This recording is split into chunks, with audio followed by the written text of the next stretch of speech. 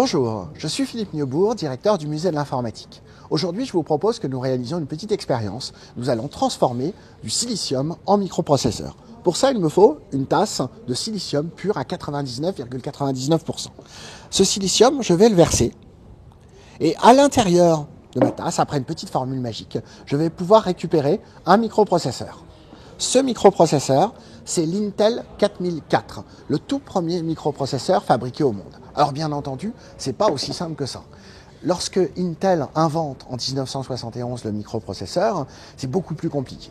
À partir de ce silicium, j'aurais en fait dû faire subir un traitement chimique, la cristallisation, qui m'aurait permis de construire des énormes barreaux de silicium.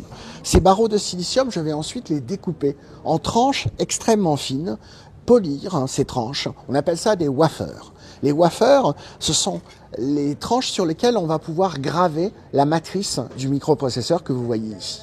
Et puis à l'intérieur de cette matrice, je vais graver l'ensemble des transistors qui composent le microprocesseur. Dans un microprocesseur en 1971 comme celui-là, nous avons 2300 transistors. 2300 transistors, ça vous paraît beaucoup.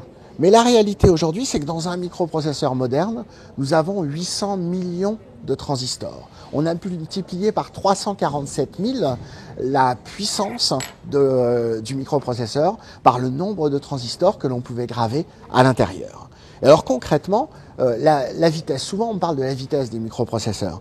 L'Intel 4004 à 4 bits fonctionnait à 108 kHz. 108 kHz, là encore, ça vous dit peut-être pas grand-chose. Aujourd'hui, les microprocesseurs fonctionnent à 3 GHz. C'est-à-dire qu'on a multiplié la vitesse de ces microprocesseurs par 30 000. Alors pourquoi est-ce qu'on parle de tous ces premiers microprocesseurs ? Ils sont passionnants parce que tout simplement, c'est eux qui vont permettre d'inventer la micro-informatique. En 1973, François Gernel et André Truong inventent le Micral, le tout premier micro-ordinateur. À bientôt pour une nouvelle histoire d'informatique.